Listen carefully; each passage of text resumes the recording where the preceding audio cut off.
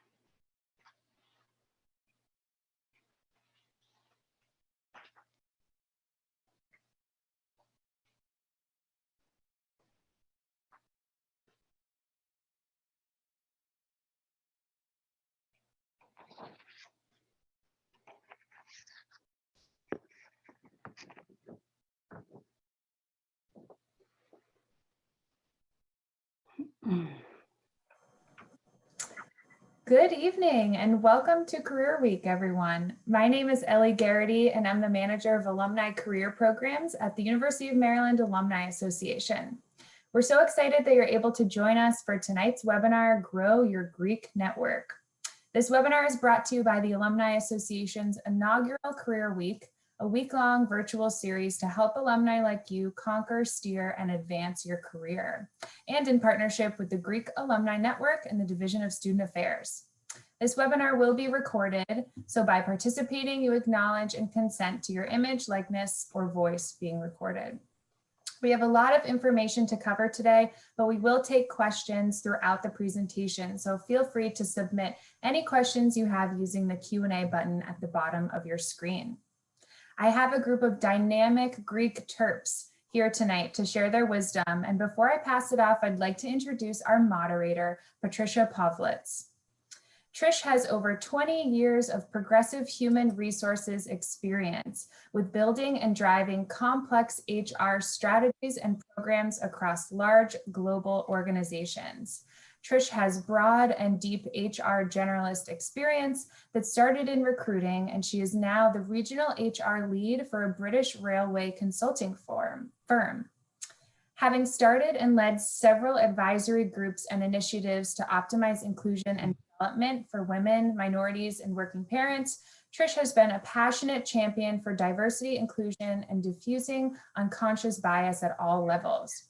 Trish, I will pass it off to you as our moderator to get things started. Great, thanks Ellie, and thanks so much for letting me be a part of this. I'm happy to be living out my dream job of basically having a talk show with these fine ladies here this evening.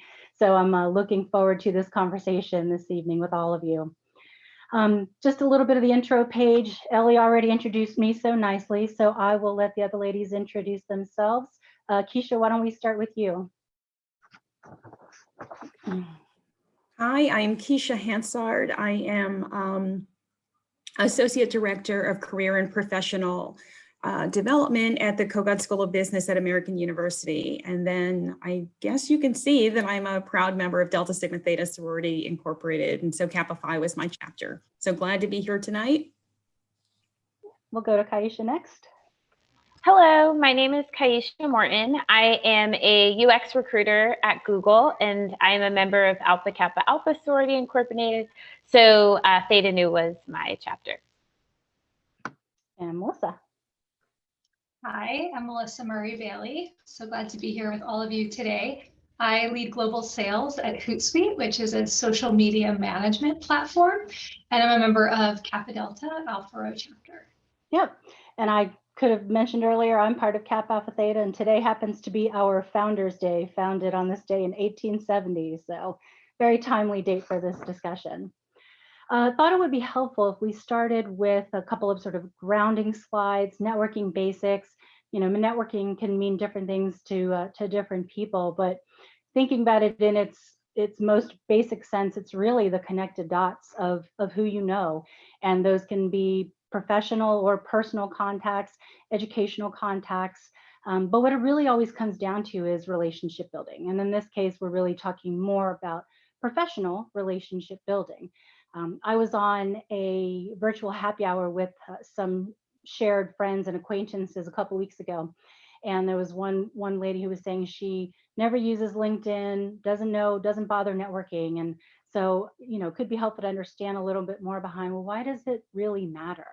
I mean, really, I use LinkedIn, I use networking to learn more about my own industry, its future, its challenges. Certainly a great way to stay on top of any new trends and best practices. And I often find that I leverage my own HR network to figure out what are you doing in other companies about perhaps, common issues or new issues, that have come up for me. So it's a great way to kind of bounce ideas or learn from colleagues. Also, it's a really good way to hear about job opportunities that aren't even public yet. Not that we're doing any insider trading or anything like that, but you may hear about a huge project that's coming up, and they might be looking for talent, and it's a good way to use those connected dots to find the talent out there. And it's certainly a great way to get some perspective on any organization or a company. Maybe you are going to be doing a career change and you want to learn more about an organization. Maybe you're looking for some kind of philanthropic area that you can get more involved with. So networking, of course, is a great way to take care of that. And it's also a really good way to either find a mentor or become a mentor. I had the privilege of being part of the Terps Thrive Women's Mentoring Network over the first, last 6 months or so. And it was a great way for me to reconnect with some fellow female Terps out there. So I was really happy to be a part of that. Something else to think about a little bit more on networking, what it's really about. And I think it's also important to cover some things, what it's not about. When you think about networking, it is about introductions, information, getting support, engagement, and getting some perspective, some of the things we talked about on the last slide. And maybe this is the HR professional coming out of me, but networking is not about stalking. It's certainly not about guarantees. Just with Kaisha working for Google, right? You don't want to necessarily think, hey, if I reach out to her, I can get a job with Google. And all those ABC companies right now are the hottest things, especially for our young terrapins getting ready to come out of college. So they're thinking about that. So, it's important that we understand it's not about guarantees. Certainly, it shouldn't be about any direct financial gain, cronyism. And as Ellie mentioned in my intro, even though we can make the connections, we also have to be conscientious that if we are the decision makers, or if you're reaching out to somebody who is a decision maker, doesn't necessarily mean decisions will always go in your favor. So I think it's important to outline those distinctions of what it is and what it isn't. So let me set the stage a little bit for what's going to happen here this evening. This is about this panel having an open discussion about networking, and even specifically networking as a University of Maryland Greek. And it's not necessarily a workshop, an active workshop, or even a solely total open Q&A session about networking.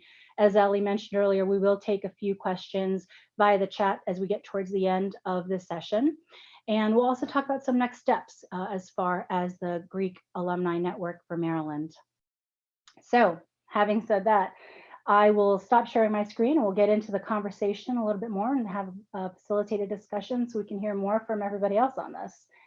So one of the first questions that I think would be worth teeing up is for each of the panelists to talk about one of their own personal experiences with networking, a quick story about how networking worked for you, or it could even be about how it didn't work for you.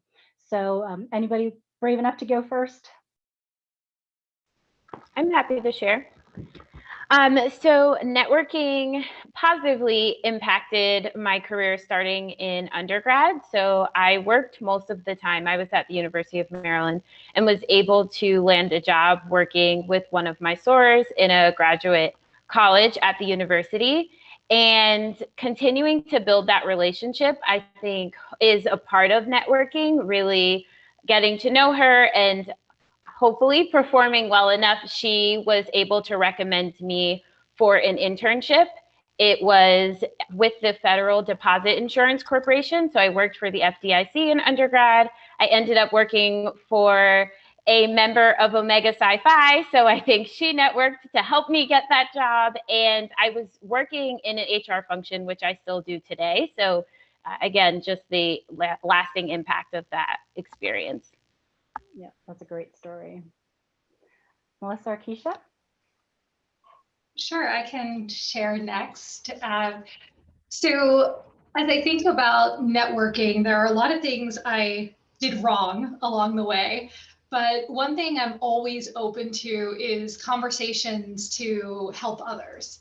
And so when I was in Singapore in 2010, LinkedIn was thinking about opening an office in Singapore.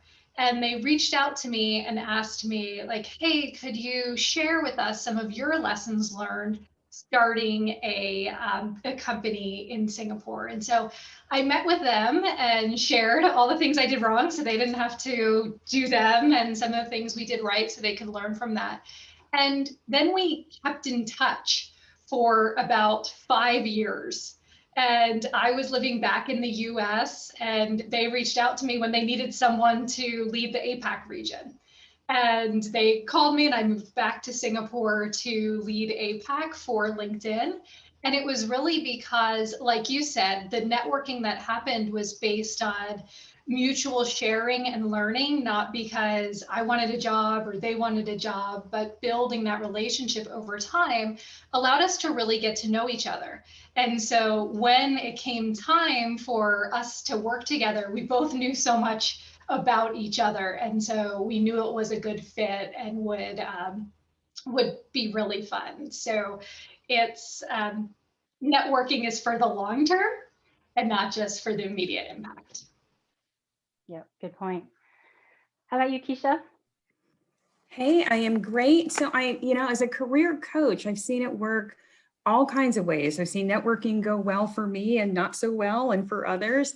And so as I'm listening, and all of this is really good, one of the things that's a benefit for me. So when I was initiated, it was the spring of 1987, which I know is a long time ago, but most of the Divine Nine organizations on campus also had membership during the same time. And so we came out at a time when we just had a lot of just, friendship and fun and just feeling support. So it was like you stepped into a big group of cousins.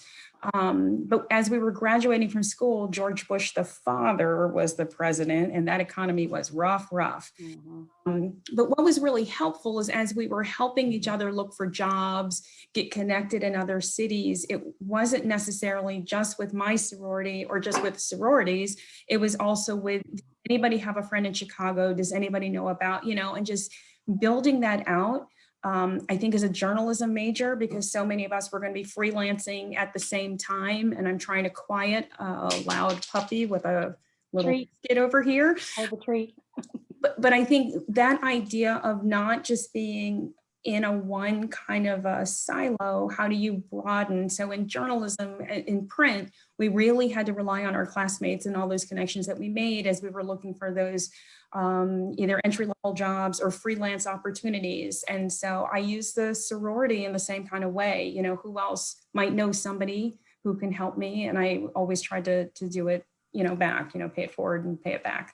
Right. Yeah. I mean, even my own story, it's how I ended up in human resources. One of my first jobs out of college, I was working for the National Science Teachers Association. I was a project coordinator, really leading it was a presidential awards program for excellence in science and math teaching. So because it was a White House sponsored program, I was dealing with the White House press corps, dealing with the Secret Service, coordinating to have a presidential address in the Rose Garden, dinner at the State Department, all these great things. But our association had lost the bid to continue running that program after 13 years. So my role was going away, and a woman that I worked with and become friends with there, she had just moved into the basement apartment of a gentleman who was hired on by what was then Anderson Consulting, now Accenture. He was hired to do executive recruiting. So here she is going to be his tenant. And he said, hey, do you know anybody? I'm looking for a recruiting assistant. And he's like, I want somebody that's used to dealing with, high level clientele. So she told him about me, and he said, she sounds great, have her call me. So she did, he did, I did, we did. And that's how I ended up at Anderson Consulting in my, HR career. And here I am 20 some years later, still loving it. So you just never know. That's one of those not what you know, but who you know scenarios, right? So one thing that this came up in a couple of points in stories that you shared. you've seen things not go so well networking wise. Are there any examples that you would have, either your own or somebody else's, that you would consider almost a networking faux pas? Something that maybe is worth sharing, things to avoid. So I can share first. I'll share one personal faux pas and one that I see a lot. The personal one is when things are going well, I've really let my network stagnate. And so haven't really kept it up to date, reached out to people, see how they were doing, share updates on what's happening with me. Because the thing about a network is you don't just call on it when you need it. Yeah. You're constantly nurturing it. And so there was a point in my career very recently that I just really let it stagnate for a while. And I want to do a better job with that. And then what I see often is, because I've been in leadership roles for a while now, I'm constantly getting cold emails, LinkedIn messages that are just like, "Dear Melissa, here's my resume. Like, what can you do for me?" Before, I've never met them or anything like that. And so, like I said, I'm always willing, if someone says, "Melissa, do you have any advice for me on XYZ?" Love that. If you just say like, "Here's my credentials, can you find me a job?" That's not getting as quick of a response as some of the others would get. I was going to ask you if you even respond to those. I mean, as busy as we all are, do you have the time to even respond to those without the good context, right? Yeah, I try to actually give people coaching on saying like, here's what I recommend, like you do. I would say I probably get to 75% of them, but always try to share some advice on how they can maybe not make that stumble again and be more proactive or productive in their networking. Right, absolutely. Kaisha or Kecia, anything you wanted to add to that? Any faux pas that you've come across or are brave enough to admit to? Yeah, so it's funny that now we live in this time where you can apply to a job through a website, right? And then there's sometimes is that emphasis on having an internal recommendation or referral. And so one of the faux pas I see is people rush that bit that Melissa, is talking about, folks trying to get you to push their resume along or their application along, but you don't really know who they are because they've missed that building the rapport, building the relationship. It's like speed, expedite courtship, sort of. I'm trying to clean that up.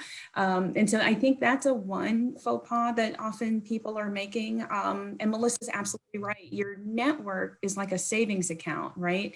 So you want it ready when you need it. And so to make that happen, you do have to really take that good care so that you're reaching out to folks, checking in to see how they are. And I think sometimes we get comfortable and we don't take care of the network. So you just want to have it ready in case something, comes up. Right. Yeah. How about you, Kaisha? Certainly, I echo all of the sentiments that have been shared so far. Definitely I think it's important to share context when you reach out to someone cold, as well as continuing to nurture our relationships. One of my personal faux pas has been in the past not doing my research, specifically related to like Greek networking. There was a fairly senior leader at one of the companies I worked for, and someone told me she was my soror. And so I tried to leverage that piece only to find that she was not. We were able to build a relationship anyway, and we're still in great contact to this day. But I think the lesson for me was just to make sure that I do my research before trying to build a relationship. Yeah, no, that's a good idea. You don't want to make any assumptions and oops, step on something or foot in your mouth kind of a situation.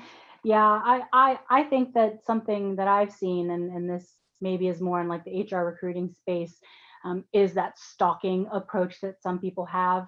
And it can be a little bit creepy. I mean, I know if I'm even myself interviewing for an opportunity, I won't look up any interviewers, even though I have their names, because it will pop up. Trish Povlitz checked out your profile on LinkedIn. So, I'll look after the fact, after I meet with them, but that could pop up. It's funny. I get My son, he's a junior at Maryland this year, and his friends are checking out my profile all the time. I'm like, oh, hey, Vincent, I saw Wes checked out my profile. I was like, oh, you were busted. So I don't, you might not want to do that when it comes to interviewing. So I would say that could be a bit of a faux pas. One thing I think that is also worth discussing right now is this past year has been like none other. We can all say that. And, the being forced to live our lives virtually has been very interesting. Some people have adapted well, some people haven't.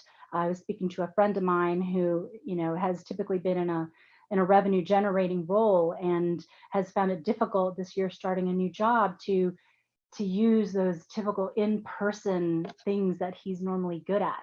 And my response was, well, everybody's in the same boat. How are you going to adapt? So thinking about this virtual lifestyle professionally, personally, things that we're used to, I think about Jerry Maguire, right? The living room. I'm the king of the lord of the living room, right? This is where I'm good. And that's the in-person aspect of it. And networking that way, working a cocktail party with, a glass of wine you've been nursing for the last 2 hours because you don't want to get too tipsy while you're making your way through a crowded room. What are some of the best tips for virtual networking, aside from providing context if you do reach out to somebody, but somebody may be reaching out to you, or how do you engage and continue to grow and build your network in this virtual space that we all find ourselves living and working in today?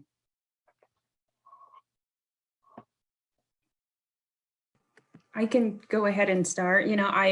As a career coach, my students are dealing with this every day, all the time, and it's really tough. But you could still invite somebody to coffee or tea, right? And you could still, and maybe make it fun. Ask them to have a playlist going in the background, or I guess it could all depend on where you are in networking. But I think that you can still use LinkedIn, still use Zoom or Teams or whatever, Google Hangout or whatever you're using to your advantage. And I think a lot of things are sort of the same. And what I'm finding, because you would still prepare ahead of time with questions, you would still, value their time, be on time, or use the technology to your advantage. But I think what I'm finding now is that folks are able to sort of do more of those informational interviews, have short meetings, because no one's looking for parking. You actually don't have to take a metro or a bus or something or squeeze it in. And so I in a way that would be inconvenient, I think that people are making the time, and I think that they're being quite generous actually now with their time. So that's one of the things that I'm seeing. Yeah. Kaisha or Melissa? I agree with a lot of what Kecia said. I think we're able to be a bit more intentional now with how we network because we're in a virtual space. So what I've seen personally change is that I'm clear about the purpose of a meeting before I enter into some of those virtual coffee chats or happy hours. And there's a little bit less fluff because I think, we're all working, or most of us, I should say, are working from home. And so taking happy hour in your house after you've done a full day of work in your house and other things, you want to make sure the time is useful. So that's intention and purpose is definitely something that I've seen. And then in terms of advice, just along the same lines, if we're going to take someone else's time, I think it's really important when networking to try to provide a mutual benefit. Like if I'm going to meet with Melissa, I want to, if possible, try to show her that I can provide some value in that conversation or in the relationship moving forward. And that's really my piece of advice for networking in general, but certainly in the virtual space as well. The piece I'll add that hasn't been said on networking in a virtual environment is also like proposing a walking meeting. Right? There's like when people are like, oh, let's, get on video, I'm just sitting at my desk all day long. And, I could get up and walk. Like that's on me. But if someone says, maybe we could have a 15-minute walking chat, I'm like, oh, yes, that sounds awesome. I'll bundle up and, go out there. So it's actually a motivator in the monotony. And so I've really enjoyed some networking conversations that way. And then the second thing is having an ask. So like being clear what you want to get out of it is, you know, sometimes someone requests a call, I have it, but I'm not really sure the purpose of the call, right? Do you want tips on thinking about a career in sales, or do you want tips on networking, or do you just want to share so we can get to know each other? But if you request a meeting, the burden is kind of on you to set the tone for that meeting. And also there are a lot of people I want to help. So just tell me what I can do to help you. Like, do you want me to introduce you to 3 other people? Do you want me to, you know, connect with you so that you can have access to my network? Just making the ask allows it to be more beneficial on my end, because I know that I've helped you with the time that I've given you. Right. Yeah. I mean, time is so precious, of course. I attended, me wanting to take advantage of being a participant for some things that were being offered for this week, for Career Week, inaugural Career Week. I attended the Leap into Leadership session Monday evening, and one of the panelists there, Pramod, sort of dovetailing to what you said, Melissa, he said that one of the things he does if he reaches out to somebody, he recommends the request is specifically a meet and greet. So not, you know, you don't want to make it always look like you just want something, you're expecting something from this individual you're reaching out to, but just a quick meet and greet, get to know you, share your background. You know, I think this panel here, we had the opportunity to connect before this, you know, sort of preparing, have gotten to know each other. Kecia and I have gotten to work together, as I've said, and I would look for any opportunity to work with her again. So it's, you know, building and strengthening the Maryland Greek network right here. But yeah, even just a quick meet and greet, so it doesn't feel like, oh gosh, this guy wants a job, you know. So just more getting to know somebody, and it's like a nice sort of next step after you reach out virtually, you know, to because you can still do a meet and greet, but I do like the walking meeting, because that's a great way to have to change things up a little bit and a little more energy versus just sitting still, right? I like that suggestion. Wait, can I just add one thing? Yeah. Melissa? So recently, a friend's brother wanted to talk about grad school admissions. And I said, I can squeeze you in, but I'm going to be doing stuff. And he's like, okay. So I actually did all of my chopping I was making soup and roasting vegetables. And he said it was like a cooking show, which is fine. And it's wacky, but it was, he's getting his applications together. So my time was sort of a shorter window, but he was flexible there. So I think you're right. I think we could all look at some change up in how we, you know, and it depends on what kind of meeting you're having. And then I checked that out with him. If he was fine that I was going to be chopping and I would put myself on mute, it was okay. If I was trying to get a job, I probably would not ask for that. So right. The key there is they were asking you for your help, but you set the expectations of what else was going on in that meeting. Walking, chopping, it all works. That sounds like good productive time use there. Knowing that the topic of this session is grow your Greek network, you know, I thought I would kind of shift a little bit towards that direction, recognizing that we all have different needs based on where we are in our lives, you know, personally or professionally. Thinking about this, you know, this panel particularly, what would you want to get more out of your, I'll say even Maryland specifically, Greek network? Is there anything that you would like to see more? I think that's something that we've talked to Isaac and Ellie about, you know, who are part of the Maryland Alumni Association team. And, you know, what would we want to get more out of it? What are some values or benefits that could mean something to you that you would be more engaged now at this point where you are in your careers, in your life, whichever way you want to take that?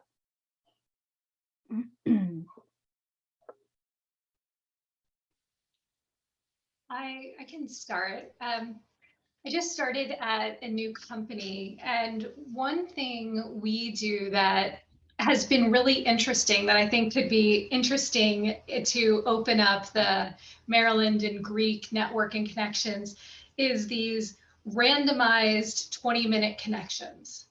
So like the computer says, oh, Melissa and Trish, you're going to meet on this day, and like we fill out when we're available, things we're interested in, and it matches. And so it's not up to my like proactivity to say, all right, I need to find 10 people from Maryland to get to know. It's doing the hard work for me, and I just have to show up. Right. Could be a great way to also diversify our networks. Yeah. So we're not just meeting people who are like us and connected to us, but we're meeting a large variety of people. Yeah, I think that's great. Surely we've got a great computer science department. Somebody can create an algorithm for that and an app for that. I'm certain of that. What other ideas or needs would you want to see to help expand your Maryland Greek network? Kaisha or Kecia, any thoughts there? I liked that Career Week had different, I don't want to say levels, but almost different levels of where people are in their careers. I think it's sometimes really overwhelming if you're in a space and it feels like you're stepping into the middle of a conversation. Other times it's also frustrating if it feels like it's a rehash. So I was really pleased to see the diversity of programming for this week, different levels. Yeah. And so I think continuing that would be really great. There are some of us that are either looking at side careers, and then eventually probably retirement is going to be around the corner, quite honestly. But but who's done it before me? What are they doing? What are some best practices, some resources, some new ideas? I like that idea, Melissa, of having a vehicle for diversification for building a network. So if you imagine if you're stuck in the middle seat of an airplane when we could travel, right? You don't know who's going to be in that other seat. And sometimes you have a pleasant, doesn't have to be overly long conversation, but you could meet somebody, you're going to a city and it's their city, or you end up and you're going to the same conference, or someone who just gives you some tips about something and it's just unexpected and you just walk away from that experience feeling very lucky. So maybe some vehicles that helps us all diversify would be a really good thing to put in place. Mm-hmm. Yep, I think so. Kaisha, anything you wanted to add to that? Actually, as a University of Maryland alumna and member of Alpha Kappa Alpha, I'm extremely pleased with the network post-graduation. I find Terps everywhere I go. They're always willing to chat, always willing to connect. I live in Texas now. I even find Terps out here. And so I don't know that I necessarily have things that I would recommend we change now. I love Melissa's recommendation around diversification. And that's actually what I really hoped I experienced in undergrad. I don't think I was able to, especially in the Greek world, connect across Route 1. I was very well connected across the Divine Nine. I knew people who had crossed it around the same time as I did. I knew people who were Greek who were at the University of Maryland years before me, but not necessarily in the same way across Route 1. And so I think that maybe we can help the current students to do a better job in that area. Yeah, that's a great point. And that's something that we had talked about prepping for this particular session. One of the things that, that I called out was that the Greek life and that depth and strength of networking is very different between the Divine Nine and like your inner, fraternal council and your Panhellenic Association, very different than the houses there. And, we talked about what's the secret sauce there. And I think that some of that really came down to lack of inclusion. I think, that I'd heard things that you weren't openly invited to necessarily. And I feel that that would be a really great way to leverage the Maryland Greek network, all councils, all associations, to broaden that and create that bridge. And I might not have had the opportunity to meet you and Melissa and Kecia had we not had this opportunity. And like I said, Kecia and I working together before with the Hindsight is 2020 webinar, I would jump at the opportunity to do something with her again. And, so I feel like that's been a great benefit of connecting here. But, I guess, are there any means or functions to be able to bridge some of that as Kecia said, that we're all at different phases, and that I think this has been a great thing in this career week is, yes, the diversity and addressing the different stages where people are in their careers. I'll admit I jumped on the what was it, play to win it thing last night with Nefertiti Nassar, and as lovely as she was, I felt like that was probably a little too junior for me personally. It was about professionalism, appearance, things that I do talk to and give speeches about myself. So I didn't stay for the whole thing, but loved that was addressed, and it just turned me on to her book, something that I could recommend to my son, for example. But I'm wondering if there are things that we can do to bridge some of that, given where we are in our stages. One of the things that I was thinking about coming into this and how we might be able to do that is that, is there a way that Maryland Greek alum can team up to start thinking about engaging or solving community issues, things like homelessness? I mean, I know each of our houses, our chapters, or our sororities have their own philanthropy or charity that they, probably have a primary focus on. But is there a way that the Greek Alumni Network can team up to get engaged more in the community, even if it's, I mean, yes, you're in Texas, but you say you've met Terrapins out there. I'm curious, how did you meet Terps out in Texas? How did that come about? It always comes up. People ask where you lived before, where you went to school, and I find Terps. I mean, as you all probably know, most of Google sits in the Bay Area. I've connected with Terps out there too. We are everywhere. We are indeed. Yes, we are indeed. Yeah. But I mean, I feel that there might be a good way of doing good for the community and also bridging our Greek networks more effectively, no matter what your age, no matter what your career, doesn't matter if you're a stay-at-home parent, if you've got your own business. I think there's a way that we can look at bridging some of those things and getting involved there. Any recommendations that you would have, or other things you would want to see to how to do that functionally, how to bridge those connections better, other than the algorithm and apps that maybe we could get, the comp sci department to come up with?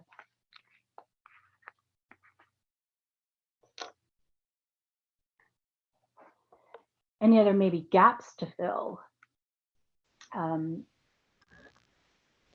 I think that we are learning a lot during the pandemic about how much we can do in a virtual setting. And so I think we could leverage opportunities similar to this one and create more spaces for Terps, Greek Terps across the aisle to connect virtually. We can even do, you mentioned like solving community issues. I've attended a few virtual community service events. And again, we've also talked quite a bit about platforms, right? It's a lot easier to advertise and connect, share, advertise, and connect with people in a virtual space now. So we could promote it on the internet, on LinkedIn, social media, and really just continue to create virtual spaces for us to have these discussions and create volunteer opportunities.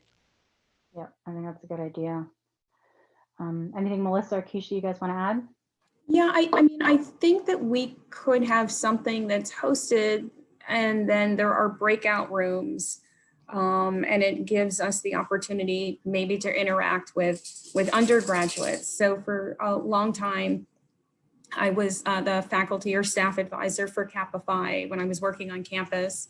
And one of the good benefits is that I was also able to meet some of the undergraduate members of different fraternities and sororities. And then I also was able to come across Route 1 and go to some of the IFC PHA houses and either sit on a panel, help with a workshop.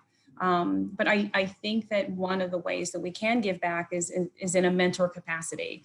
And so I feel like because I worked on campus, those members of different organizations felt like, oh, you might have a connection, or maybe you could do the panel, and it felt very accessible. So maybe some small breakout rooms could be a way that we're able to give back in another kind of way, where we're able to talk about function, industry, could be social justice, could be something else. Right. I do, Kaisha, like that reaching across the Route 1, because that definitely is the divide, right? Yeah.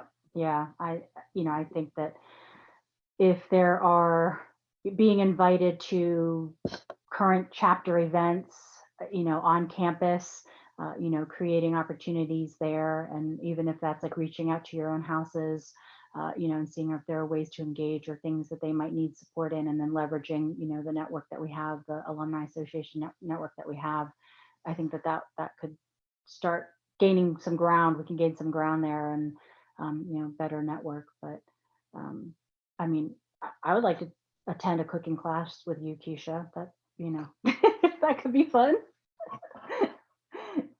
So, I think before we open it up to some questions, if we've got any from the group chat, I guess if there was one last like sort of parting tip that you would want to give the group about networking, anything else that you would want to share here.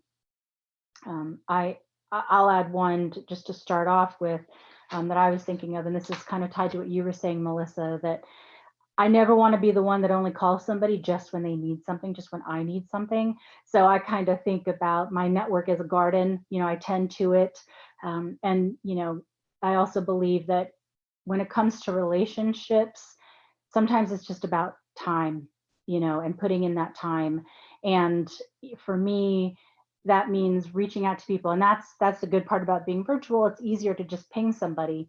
And, I might not have talked to them, for a while, or even if I know I'm going to need something, honestly, coming up in the next month or so, I'll ping them anyway. Just something like, hey, how was that new yoga class that you took? Or how was your daughter's science project? How did that turn out? Like little things like that, just to stay connected so that you're maintaining those relationships and not letting them, as Melissa said, grow stagnant. So I do those things just to try to maintain connectivity. And it's genuine. I do care about the daughter science project, so, it's not just like putting in, checking boxes or anything like that. But that would be probably my sort of parting tip would be to maintain those networks and stay connected. And I've even found during this pandemic, I'm reaching out to family members that I probably should talk to more often than I had been because of the pandemic. How are you doing? Are you staying safe and well? Even those little kind of check-ins, make a big difference, and have reconnected with some of my cousins on the West Coast that I haven't really spoken to for a while. So, it's interesting how this pandemic has impacted our lives in that way, professionally, personally, and things that you've gained as a result. And I feel like I hope that we can all take these lessons learned from this pandemic and not necessarily go back to what was normal, but come up with a new normal and bring those perspectives forward to live life differently, more purposefully, more intentionally, and really appreciate what we haven't had over this past year. So any other tips that you guys would want to share or throw out there? I'll borrow from Nike and say, like, just do it. Sometimes it can be scary and we can feel insecure reaching out to someone, but we've all had people help us. And so where we can help others, that is us paying it back to the person who helped us. And so, reaching out to people, connecting with them, having mutual beneficial relationships is just great for all involved. So, you might have people who don't respond. That's okay. Like, I'm in sales. You got to ask 10 people before you get 3 people to say yes. And that's okay. Ask those 10 people, because the 3 connections you make are going to be invaluable and special. And so, overcome the insecurity or the fear and just go after it. Yeah, I think that's a good tip. Anything else to add? I have one from last week. Actually, I have a former student who's in a fraternity and he's moving. He got a new job and he's moving to the West Coast. And I suggested that he look for his fraternity brothers at his new company and in the surrounding companies. And then he found some people. I said, go through that D9, look for my sorors, look for other people, and so he wrote back and he's already found 6 people and they're welcoming him. He's not asking for a job. One person works at his company. And then mostly he said, I'm just trying to get a sense of a new location, places to live and things. And people are being really generous. And so I think just thinking about as Terps, our own network. I love that Kaisha's met up with Texas Terps, if that's what we're calling them, and which is great. But you know, how far can you connect with somebody else? And so you don't have to ask for a thing. I love that bit. How can I be valuable to you as well? So after a conversation, if you bump into an article, send that along so that you are valuable to the other person. So yeah, get in there. And I agree with Melissa. It's scary at first, but we can do it for Terps. Yeah, absolutely. Kaisha, anything you wanted to add? So much good content has already been covered. I think what I will add is we've talked a little bit about how networking should be a two-way street, but I just want to reiterate that we should try to pay it forward. As Melissa said, we are all where we are today because somebody was willing to sit down and have a conversation or to coach us along the way. And so even though sometimes those cold call LinkedIn messages or cold calls and LinkedIn messages can be tiresome to receive or respond to, I try my best because I was in that seat one day wanting more information or just knowledge about how to maneuver in my career. And so I think it's just really important that we remember that when we are on the receiving end, if you will, of networking and try to pay it forward. Yeah, sometimes it's uncomfortable to make that first move to reach out initially, and you know, you want to be receptive and welcoming and warm and approachable. Maybe that's the better word, approachable. So I mean, that's a good way to pay it forward, is just to be approachable. So yeah, I mean, I have even found that people have reached out to me, you know, seeing the Career Week lineup. You know, people said, hey, I'm going to be attending the panel discussion that you're moderating on Wednesday evening. So they reached out. So yes, I mean, it's a good way to think about that and how hard it is to make that first move sometimes. So I think we'll open it up for a couple of questions. A couple of questions have come through. One of the questions was, what are tips for avoiding a cold call or email? I mean, I suppose you could just not respond. You know, that's one way to avoid it, but any other more graceful ways to avoid the cold calling? Maybe, I'm not sure what the person meant, but maybe if they're talking about they want to reach out to someone, but they don't want to be that person making the cold call, Maybe, like how could you make a warm call? Maybe. So I'll answer it from that perspective since you answered it from the other perspective. So for me, it's about like stating how I could help you. For me, like I am more interested in like helping people than just having like a random call. That's just my perspective. But if someone says like, Melissa, I read your recent article about building your brand on LinkedIn, would love to talk with you about, you know, your perspectives there and share what I'm seeing. Like, I'm like, great, there's a purpose for this call. I can share, they're going to share what they're doing. I'm going to learn, they're going to learn. Yeah. So like, that's how I prefer people to reach out. And I don't view that as, please give me a job. And then thinking about like timing, I don't know, I think for a first call, like 15 minutes is sufficient. Is my thought of it. I was going to say 15 minutes is probably sufficient for that initial virtual networking call. Kecia, Kaisha, anything you wanted to add to that, your perspective? Yeah, I'll answer from the same perspective Melissa did. If you're trying to avoid reaching out to someone with the code call or email, maybe that's an opportunity to leverage your network. Look on LinkedIn. Do you know any people in common? If so, reach out to the person you already know and say, hey, I wanted to connect with Melissa. It looks like you know her. Is there any way you can e-intro the two of us? And that'll also allow you to hopefully prepare for the conversation and get a little bit more insight as to what the person you're trying to connect with does and their background. Yeah, I think that's a good idea. See who you already know, the mutual connections or joint connections, related connections. I think that's a good idea. And LinkedIn is so perfect for that. How about you, Kecia? On mute. I think back to the intention when you're connecting on LinkedIn, you can add a note. And so then it doesn't just feel like spam coming to me.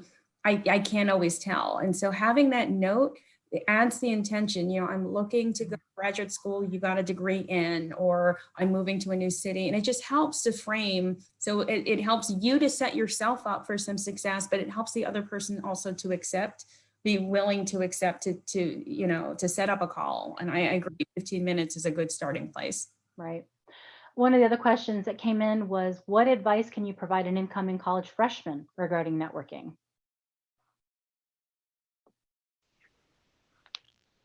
I can start.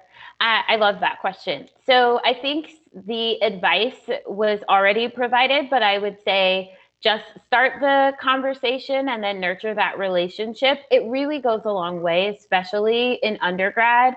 I still am friends now with a professor, a philosophy professor I had at the University of Maryland, and my University of Maryland advisor is the one who actually recommended to Isaac that maybe I should sit on this panel. Both were invited to my wedding. And it's really just because I started the relationship as a freshman and continued to nurture it the years I was at Maryland, and then even once I left. Yeah, I would say. I mean, I would add, if you don't already have a LinkedIn profile, start one. I mean, it really is the prevalent, you know, professional networking, you know, media out there. And it's even much bigger, I've noticed, in the US than it is in Europe. As you guys heard, I work for a British railway consulting firm, and you know, we even gave a professional lunch and learn for the US, on where we have lots of Brits here, on using LinkedIn and how, you know, to enhance your profile, things you should include. Yeah, I think that's the easiest way to do it, is when you're in college, start your profile and you can add to it. And as you meet people, you can reach out to them on LinkedIn and you can follow their stories, follow their industries, you know, find other industries that you're interested in. So I would say start a LinkedIn profile if you don't already have one. But let me add this, it is a professional network. Please don't post things that you would post on Facebook. I don't want to see the golf pro's son, how he's doing in the football combine. I don't want to see that. So remember, it is a professional net. There's other social media for other more casual things. So that is one of my pet peeves, if you couldn't tell already. Anything else for freshmen starting out? Spending 5 years at LinkedIn, I thank you for saying that. But just, you know, adding to that, commenting on people's posts and participating in the conversation makes your name come up more, and people you've connected with feel like they start to get to know you. And then another thing is, there's a lot of adults around. So you're college freshman, there's a lot of like professionals around and professors, and get to know them. You know, the house corporation at Kappa Delta were always around the house, and getting to know them, I learned so much. And to Kaisha's point, one of them came to my wedding. You know, she's maybe 40 years older than me, but just building that friendship and learning from her had a big impact on my life. So like, don't run away from the uncool older people that are hanging around. Like, lean into that and get to know us, and you know, you'll really benefit from that. Yeah, good point. Good point. We do have another question that came in. Over the last few months, I've sent several cold requests for brief informational interviews, but I always struggle with creating a captivating headline. What are some good ways to grab the attention of a potential connect in an email? And have you ever experienced a subject headline that stuck with you? I'm going to refrain from putting my HR answer out there first. I'll let you ladies respond to that initially. Boy, let me tell you, I guess this is a peeve. Like, I just want it straight to the point. Like, you know, I worked at admissions. We don't want to see like sexy. Now that I have your attention, like people want to, don't do too much. Just go right into it, because, you know, you're also giving us a sense of who you are. And so if you're asking me to open up my network, if you do something that could be inappropriate, that's not going to help your case. So I think being more direct, And then also, the pandemic, being mindful that people are managing a ton. So I think if, it's like, hey, we both went to Maryland and I see that you're in higher education, I'd love to get your insights about, I do probably 3 or 4 of those a week, right? I would say be much more direct and not try to make it too glitzy and something that could go in just the wrong direction. Yeah. Melissa or Kaisha, anything you want to add to that? I think that's spot on. I would just say consider your the receiver who's on the receiving end. I work in tech, so some of those funky titles or headlines or subjects actually engage people, and that is the climate in which I work in. But I've also, as I mentioned, work at the FDIC. I would need to be very intentional and purposeful in how I create a subject line for an email there. So everything that's already said, but definitely consider who's on the receiving end. Yeah, I mean, do you want to add something, Melissa? I was going to say the shorter the better in the email.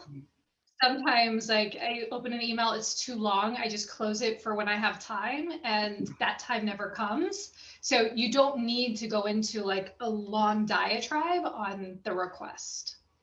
I actually think that cold calling with the expectation of an informational interview is too aggressive. That's my HR perspective. It should be more about connecting and getting to know somebody. That company may not be hiring. They might not be interested. So I feel that that's almost too direct, too aggressive to look at it that way. Look at it more from a connecting standpoint. And in this case, everything else that these ladies just said, it's like to find that right sort of elevator speech to initiate that contact with. But I wouldn't go at it with the expectation of an informational interview. I think that's a little too aggressive. So let me see, one question. What other digital resources can you use to network?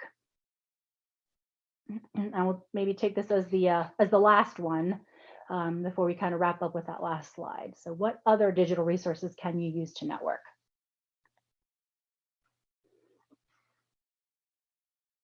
I mean, just about anything you could network on. It's whether it's more personal feel or professional feel, I suppose.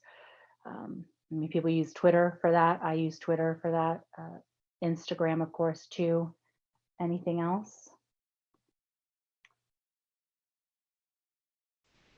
I think you said the right things. I'm constantly impressed by how many people connect professionally on Twitter. So I think just be open to leveraging that resource. Yeah, I think that's good. That's a good tip. Anything else you want to add? I'm going to probably put up the last slide that we have. All right. Well, keeping us on time, knowing that we're all juggling so many things, we want to find out ways to continue this conversation. And, we are going to be potentially looking for ways to get some input on reviving the Greek Terps Alumni Network. So for those of you that have attended, we would welcome your input here and just talk about better engagement, continuing that conversation that we started here about better engagement across the Maryland Greek alumni.